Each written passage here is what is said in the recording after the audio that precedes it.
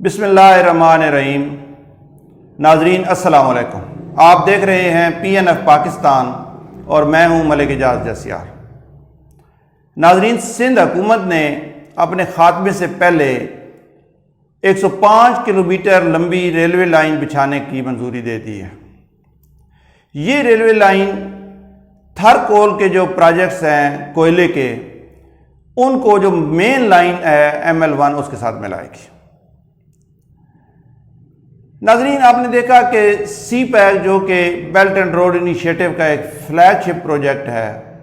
اور چین اور دیگر ممالک مل کر بھاری انویسٹمنٹ اس پروجیکٹس کے اندر کر رہے ہیں، ان میں سب سے زیادہ جو اہمیت ہے وہ انفراسٹرکچر کو دی جا رہی ہے۔ ویسے تو اس میں اکنامک زونز بھی ہیں، اس میں گوادر پورٹ بھی ہے، گوادر ایئرپورٹ بھی ہے، سوشل سیکٹر کے پروجیکٹس ہیں، ایجوکیشن کے پروجیکٹس ہیں، ہیلتھ کے پروجیکٹس ہیں، ساری چیزیں ہیں، لیکن جو مین جو اس کی کیا کہتے ہیں مرکزی خیال ہے وہ انفراسٹرکچر کے اوپر بیسڈ ہے کہ جب تک پورے پاکستان کے تمام علاقے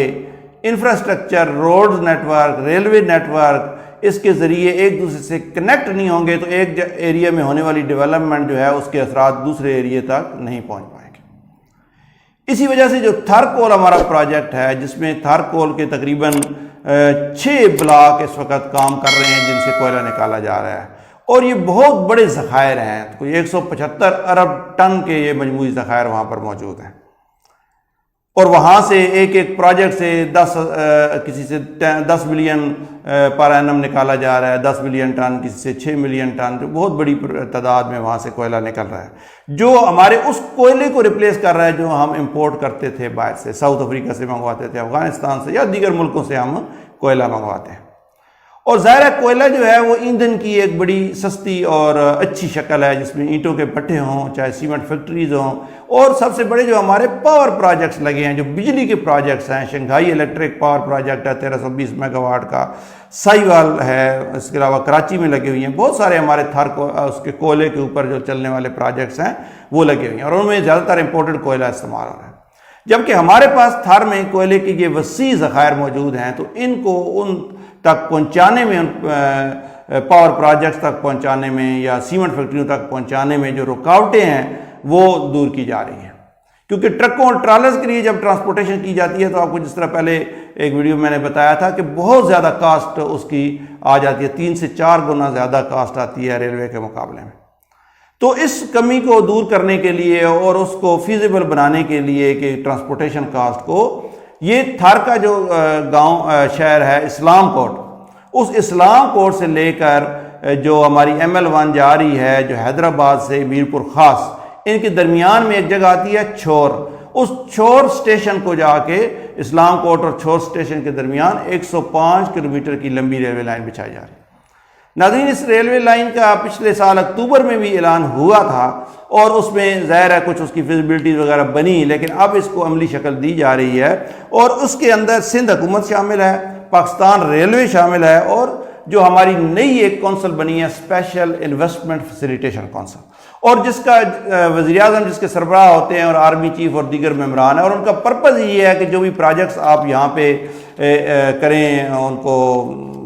ویژولائز کریں یا جو پروجیکٹ سوچیں ان کے بارے میں فائنانسز کیسے پرووائڈ کرتے ہیں۔ تو اس پروجیکٹ 105 کلومیٹر جو لمبی ریلوے لائن ہے، اس کے لیے جو فائنانسز ہیں وہ یو اے ای کی ایک کمپنی ہے الفرقان گروپ، وہ جو ہے پرووائڈ کر رہا ہے۔ اس میں کوئی تقریباً 58 ارب روپے کے قریب اس کی جو ہے وہ کاسٹ بھی آنی ہے۔ تو یہ جو ہماری اس وقت جو یہاں پہ کوئلے کی ہماری جو ڈیمانڈ ہے پاکستان کے اندر، وہ تقریباً 20 ملین ٹن ہے، جس میں سے 11 سے 12 ملین ٹن تو ہمارا مقامی استعمال ہوتا ہے، اور 8 ملین کے ٹن کے قریب جو ہے وہ امپورٹڈ کوئلہ استعمال ہوتا ہے، اور اس سے بجلی کی جو قیمتیں ہیں وہ زیادہ ہیں۔ اگر یہ ہمارا لوکل کوئلہ اس کو ریپلیس کر لے یا اس کا کچھ پارٹ ریپلیس کر لے تو ہماری جو بجلی کی قیمتیں ہیں جو کوئلے سے بننے والی بجلی کی، وہ 10 سے 20% تک کم ہو سکتے ہیں۔ ناظرین، اس پروجیکٹ کو تقریباً 1.5 سال کا اس کا عرصہ ہے، یہ 1.5 سے 2 سال میں کمپلیٹ ہو جائے گا، اور اس سے ہمیں 2 سے 3 ارب ڈالر سالانہ کی بچت ہوگی۔ اس میں الفرقان گروپ کے ساتھ 2 ہماری ایک ریل کوپ ہے اور ایک BIL پاکستان، 2 جو لوکل کمپنیز ہیں وہ بھی اس کے ساتھ مل کر یہ پروجیکٹ لگا رہی ہیں، اور یہ پروجیکٹ جو ہے وہ پبلک پرائیویٹ پارٹنرشپ کے تحت لگایا جا رہا ہے، یعنی اس کے اوپر حکومت پاکستان نے انویسٹ نہیں کرنا، بلکہ وہ انویسٹمنٹ جو ہے پرائیویٹ کمپنیز کریں گی، اور پھر ظاہر ہے جو ایک طریقہ ہوتا ہے build operate and transfer BOT basis پر وہ اپنے اخراجات یا اپنی کاسٹ نکال کے اس کے بعد حکومت پاکستان کو وہ پروجیکٹ ہینڈ اوور کر دیتی ہے۔ تو یہ سارے جو تھرکول کے پروجیکٹس بلاکس ہیں، یہ سارے کے سارے اس کے ساتھ ان کا جو کوئلہ ہے وہ مین جو ہماری ریلوے لائن ہے اس کے ساتھ وہ منسلک ہو جائے گا، اور پھر اس سے پورے پاکستان میں جہاں پہ بھی آپ اسے لے جانا چاہیں، جہاں پہ آپ کی ریلوے لائنز جاتی ہیں، چاہے آپ کی مین ریلوے لائنز ہیں یا برانچ ریلوے لائنز ہیں، تو ان کے ذریعے آپ اس کو اگر بلوچستان میں لے کے جانا ہے تو وہاں بھی لے جا سکتے ہیں، اگر KPK میں لے کے آنا ہے وہاں بھی لا سکتے ہیں، پنجاب میں لے کے آنا ہے تو وہاں پہ بھی لا سکتے ہیں۔ ناظرین، اس منصوبے کے اوپر جو پیسے خرچ ہوں گے وہ سارے کے سارے فارن ڈائریکٹ انویسٹمنٹ ہے، UAE کی وہ کمپنی اس پہ انویسٹ کرے گی، اور اسپیشل انویسٹمنٹ فیسیلیٹیشن کونسل جو ہے اس کا جو ون ونڈو انہوں نے انٹرفیس بنایا ہے، اس کے ذریعے ان کو جو سرخ فیتے کی جو ہیں رکاوٹیں ان سے بچا کے ان کو جلد از جلد تاکہ اس پر کام شروع ہو سکے اور اس پر کام شروع کروا دیا جائے گا۔ اس کے ساتھ ساتھ ہی ناظرین ایک اور ریلوے کا چھوٹا سا پروجیکٹ جو مین لائن کو پھر آگے جا کے پورٹ قاسم کے ساتھ اس کو کنیکٹ کرنے کے لیے 20 کلومیٹر کا، اس پہ بھی کام شروع ہونے والا ہے، تاکہ وہ جو ایک بن قاسم جگہ ہے وہاں سے لے کے پورٹ قاسم تک، تاکہ وہاں پہ ایک پلانٹ ہے سیمنٹ کا، اس کو بھی وہ کوئلہ فراہم کیا جا سکے۔ تو اس کے علاوہ جو ہماری اس کے چل رہی ہیں اس کے اوپر تھر کے اندر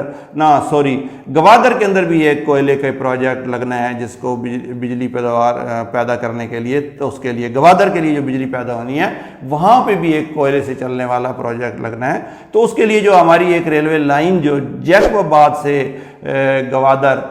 کے لیے پلان ہوئی ہے، اور جس کو ایک عمان کی ایک کمپنی جو ہے وہ اس کو فنانس کر رہی ہے، تو وہ بھی ادھر بھی آپ کوئلہ پھر تھر کا بھی بھیج سکتے ہیں، یا جو ادھر سے تو کچھ امپورٹڈ آ جائے گا، کچھ وہ استعمال ہو جائے گا۔ تو یہ جو ریلویز کا نیٹ ورک ہے، روڈز کے ساتھ ساتھ ریلویز کا نیٹ ورک، یہ جب تک بہتر نہیں ہوگا تو ہماری ٹرانسپورٹیشن کاسٹ جو ہے وہ کم نہیں ہوگی، اور یہی وجہ ہے کہ حکومت پاکستان سب سے زیادہ جو ایمفیسائز کر رہی ہے وہ اس کو ریلویز کو کر رہی ہے۔ ML1 پہ بھی ابھی جو حکومت ابھی ہماری ختم ہوئی ہے، اس نے چین کو اس کے اوپر راضی کر لیا ہے کہ اس کی 10 سے 12 ارب ڈالر کی جو انویسٹمنٹ ہے وہ چین کرے، اور ML1 پشاور سے لے کے کراچی تک۔ اور یہ جو پروجیکٹ ہے ریلوے کا ML1، یہ آپ یوں سمجھیں کہ پاکستان کی بیک بون ہے، پاکستان کی ٹرانسپورٹیشن انڈسٹری جو ہے وہ اس کے بغیر نامکمل ہے، اور جب تک یہ مکمل نہیں ہوگا ML1 آپ کی جو مین لائن ہے یہ بہتر نہیں ہوگی، اور یہاں پر تیز رفتار ٹرینیں نہیں چلیں گی، نئی ٹرینیں نہیں چلیں گی، اس وقت تک آپ کا سارا انفراسٹرکچر جو ڈیولپ آپ نے کیا ہے اس کا جو